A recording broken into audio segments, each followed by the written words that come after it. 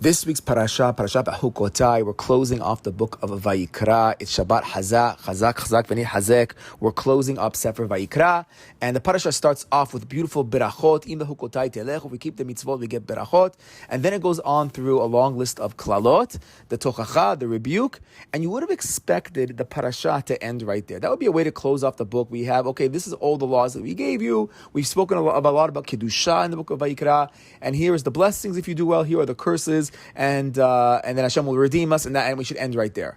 But the parasha, the Sefer doesn't end there. There's a little bit more at the end. There's a section on redeeming houses, which takes us back like to the whole Yovel stuff we learned in last week's parasha. And then at the very end, it speaks about Ma'aser. And the last halacha is the Ma'aser of the animals. It's the Ma'aser of the Bakar. And it's a funny way to close off that the 10th sheep that goes under the rod, you count the sheep. The pasuk says, V'chol Ma'aser Bakar Vatzon Kol Asher Yavor Tachat HaShavet Ha'asiri HaKodesh LaHashem. There's a halacha that if you have animals in your pen, you have these sheep. So you take them one after the other, and every 10th one you're going to mark, and that's going to be Kadosh LaHashem, that's going to be holy, and you're going to bring it up to the Beit HaMikdash. And Hashem closes off, and He says, you're not going to distinguish between the good and the bad. These are, once you pick one, you can't substitute it. They're holy, and that's the last halakha. And then it says, these are the laws that Hashem taught Moshe at Har Sinai, and that's the end of the book. So, what's going on over here? What are these laws about the Ma'aser Behema? What are they doing here? Why are we closing off this way? It's like a very funny, okay, let's close out with a random halacha that the 10th sheep, you got to mark him, and he becomes Ma'aser, he becomes Kodesh LaHashem. Like, what's going on over here? So I heard a short, beautiful idea from Rabbi Khan that the actual last halacha, that you can't substitute the sheep, the last one, you can't substitute it for a different sheep. It's called Tmura, there's a whole Masechet that talks about it, is actually saying that after we've gone through the whole rebuke and the klalot, and we think we're going to be like kicked off and thrown out, and we're barely going to make it back, but Hashem says, the halacha when it comes to Kedusha, you can't replace Kedusha, you can't replace, once the lamb is holy, it's holy, and we're the holy lamb, so we can never be replaced. So I think that's actually a beautiful, nice idea at the very end, that the Tmura laws, that once something is holy, is really a symbol to us, the Jewish people, that we're always going to be Hashem's chosen lamb, and He's never going to give us up. Okay, that's the idea from Rabbi Khan. But I heard a different idea this week from Rabbi Feiner, quoting Rav Shimshon Astropoli. He's the great Mekubal, Nitzutzei Shimshon. They bring down a lot of his statements. He has beautiful, beautiful Kabbalistic ideas. Sadly, he was murdered in the Holocaust, so we should actually learn this Torah as well, Linu Shmato, and Hashem Yikom Damo. But wild, deep Ramazim hints in this week's parasha. Wild stuff. Okay, so let's go to the actual language of the pasuk, and he has great hints. Says the pasuk, says God. The kol ma'aser bakar vatzon, and every single ma'aser of the bakar and the tzon of the animals, kol asher ya'avor tachat hashavet, everything that goes under the staff, asiri, the 10th one, yihiyeh kodesh l'Hashem, will be holy to God. So he asked 3 big questions. He says, what do you mean the kol ma'aser bakar, and all the ma'aser of the animals, they're going to go under the shevet and be counted? He says, what do you mean all the ma'aser? They're not ma'aser yet. You only become ma'aser once the 10th one goes through and you say that's the 10th one, and then it becomes ma'aser. But until that point, the other ones are chulin. They're not ma'aser. You only become holy once the 10th one comes through. So that's question number 1. And then question number 2, what do you mean the kol ma'aser? And all of them, it's only the 10th one. It's only sheep number 10. When he goes under the rod, he's the one that's marked. He's the one that becomes holy. What are you talking about, the kol? Everything is holy. And question number 3, he says, why is the 10th one called Kodesh LaHashem? That it's called holy to God. He says there's certain places in the Torah we find Kodesh LaHashem, but in other places we find Kodesh. So why over here does it say the word LaHashem? Why does it? And in that very next pasuk it says Utmuato yeh Kodesh. It doesn't say LaHashem over there when it's talking about you can't switch up the lambs. So why over here does it say Kodesh LaHashem? What's the idea of to God? What is Hashem trying to teach us? Okay, so here is the massive remez, and actually a side point here in Eretz Yisrael, we're finishing up Lag BaOmer. It's the day that Rebbe Akiva's students stopped dying. It's actually a major Rebbe Akiva connection to this as well, so it actually works out with Inyanei Dioma here in Israel as well. Okay, let's go to the famous story of Mechirat Yosef. It says that the people that due to the 10 people that sold Yosef, the 10 brothers that sold Yosef, due to that we have what's called the Asara Harugei Malchut, the 10 martyrs. They brought down in Midrashim. We have ourselves the 10 Harugei Malchut in the times of Rebbe Akiva, and those are actually a couple I think decades, even a couple hundred years long. We had 10 holy rabbis that were murdered, and it says it corresponds to the sale of Yosef. The only question is, though, and this is asked in Rebbe Akiva in a couple of places, others ask this question as well, why are there 10 Harogei Malchut? If you look closely at the story, there were only 9 brothers, only 9 tribes were involved in the sale of Yosef. Because what happens, we have the brothers that sold him. We then have Yosef himself. You can't count Yosef because he's the one being sold. You can't count Reuven because that day he was missing. He was either helping his father or was doing tshuva. Reuven wasn't there that day. Binyamin was too young. He's at home with Yaakov. So we're left with only 9 brothers who sold Yosef. So the question is, so why are there 10 martyrs? Why are there 10 rabbis that were killed to correspond to the 10 people in the sale? There's only 9. Okay, so a bunch of answers are actually given to this question. Some answer that Yosef is actually counted because he was partially responsible because he brought the dibara. He gave the lashon hara to his father. He spoke the negative accounting of what the brothers were doing, where he misunderstood what they were doing to the fathers. He's a little bit responsible as well, so he might be counted as 10.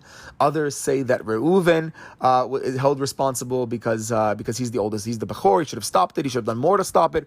Or I heard from once from Rabbi Khan, he said that Reuven already questioned his father with the whole Bilhah story, and that taught the brothers to question. That's why he's doing tshuva today. So some maybe hold Reuven responsible. I heard that Yaakov might be held. I'm not sure why, but I heard that Yaakov maybe for giving the coat. I'm not playing. It seemed like playing favorites on the outside, but it sounds like Yaakov was also somewhat responsible.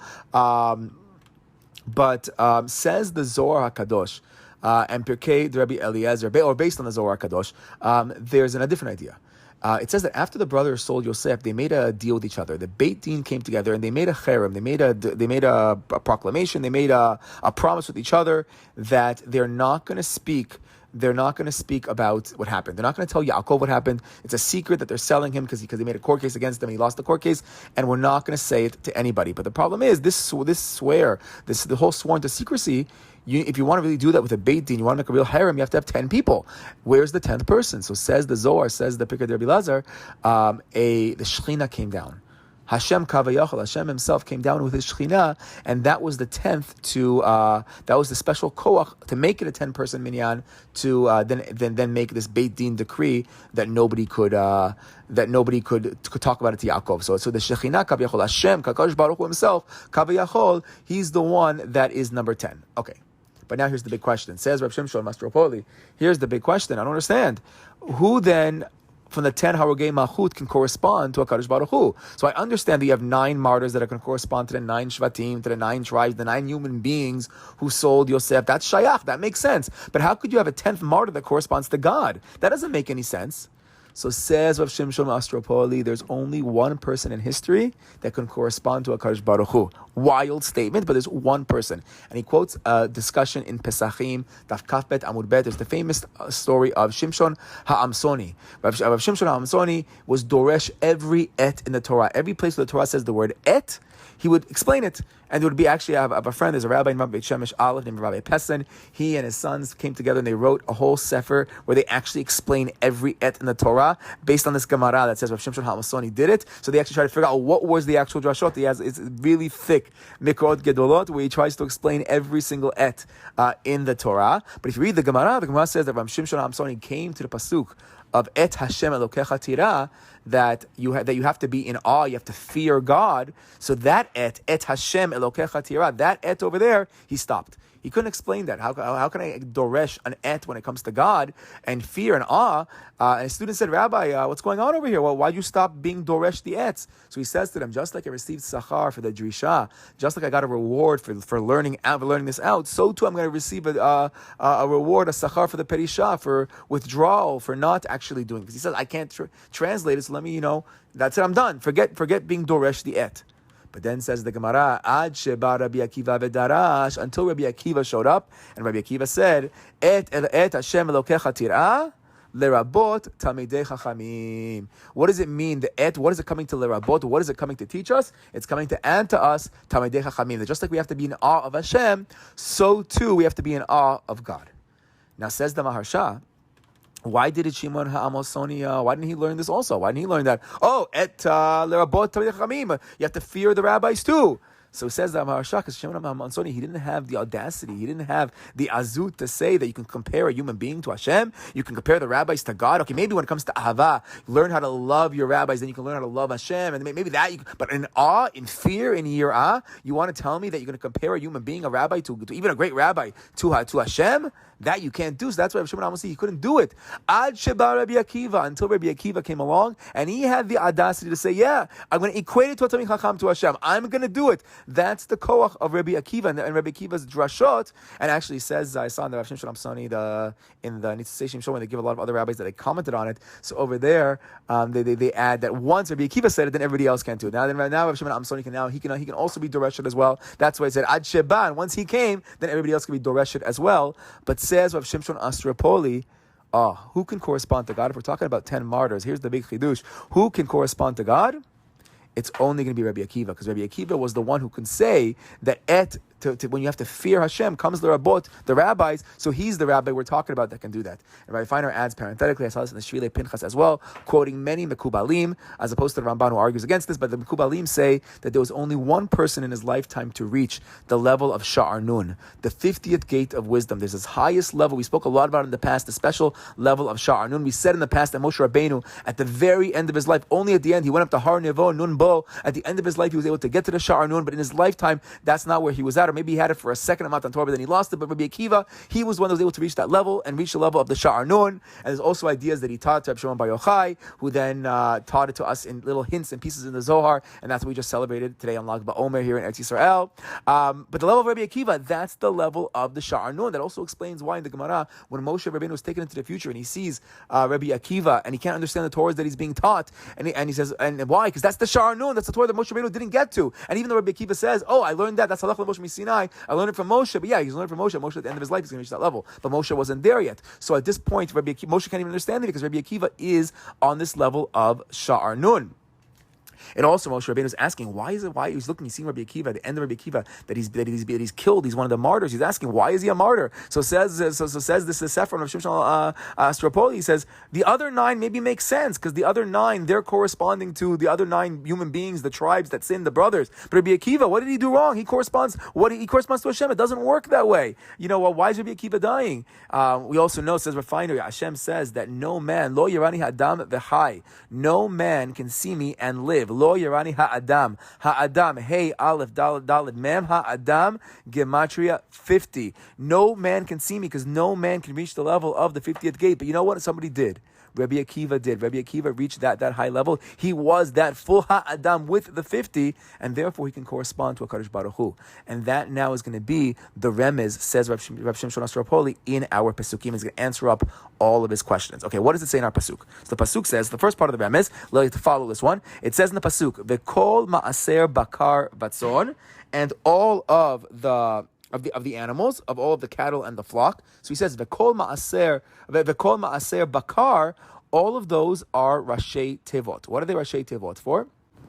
So he says, V'chol ma'aser bakar. V'chol ma'aser bakar stands for Vav Kaf Lam and Mem Ayin Shin Reish. It stands for V'yadu Kulam. Everybody should know Lama Met Akiva. Why did Rebbe Akiva die? Shahaya Ro'eh, because he was a Ro'eh Bakar Vatzon. Why should the humble Rebbe Akiva was a modest shepherd? He was that holy. When you think of Moshe Rabbeinu being the modest shepherd, Rebbe Akiva was the modest shepherd. Why did he die? What did he do wrong? So he explains.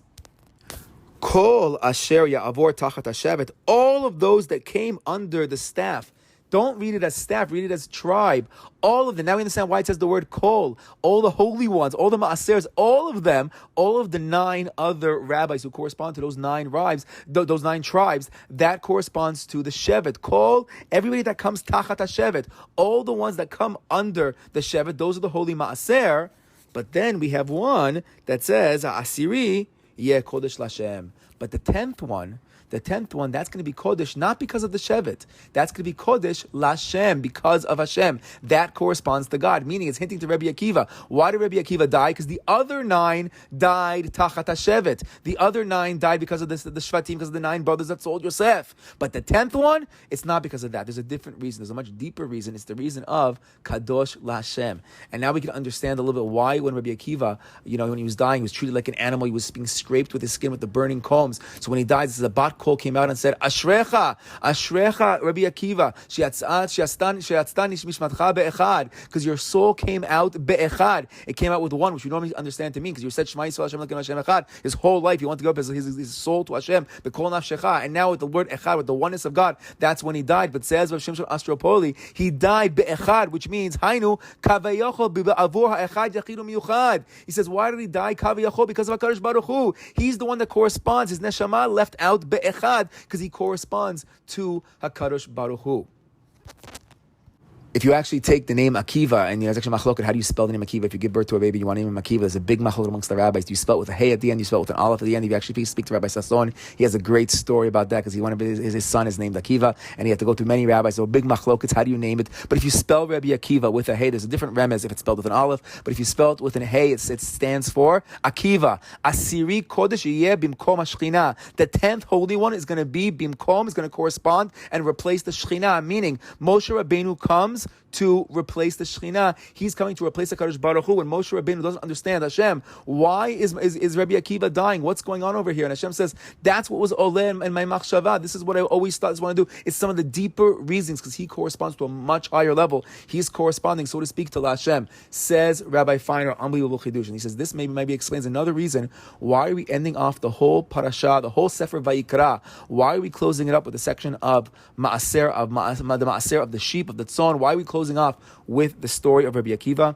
Because we just went through a long rebuke. We went through the major klalot, and it's scary, scary stuff to the point that a lot of times in many shuls they'll give it to the rabbi or to the Baal Koreh because nobody wants this aliyah, and they're going to say it quietly and quickly so they'll get through it as fast as possible. But why are we speaking so it's very scary stuff? But then when that's over, we close off with the very last section, the 10th sheep, because the 10th sheep is Rebbe Akiva reminding us that there's going to be suffering in the world. You want to know about Yisurin? You don't know about suffering? You want to know about giving up your life for Hashem and Kiddush Hashem? That is Rebbe Akiva. But you know what else Rebbe Akiva teaches us? He teaches us in those same Gemaras. He teaches us that everything Hashem does, letav avid. Hashem does it for the good. There's a big tikkun taking place in the world over here. There's big stuff happening. Rebbe Akiva's death, that's the deeper machshava Hashem that we can never fully understand. And who teaches us that? It's Rebbe Akiva who understood that because he was on the level of the Shar Nun. He's the one that understands that everything's ultimately for the good. Mitat Rebbe Akiva, it wasn't deserving. That's what Moshe is asking. But you know what? Really, it's Kadosh LaHashem. It's Yatzah Nishmato Be'echad. He went up because of Echad, because of Hashem, the real one, HaKadosh Baruch Hu, the Shema Yisrael Hashem Elokeinu Hashem Echad, that only Rebbe Akiva could fully, almost closer get and grasp and try to get into. B'ezrat Hashem, we should learn from Rebbe Akiva, get the chizuk from Rebbe Akiva, and as we finish off the Sefer of Vayikra, a Sefer of Kedusha, maybe try to at least reach, try to get to the tiniest glimpse of what Rebbe Akiva had, both in the Torah and in the Midot and understanding of HaKadosh Baruch Hu. Shabbat Shalom.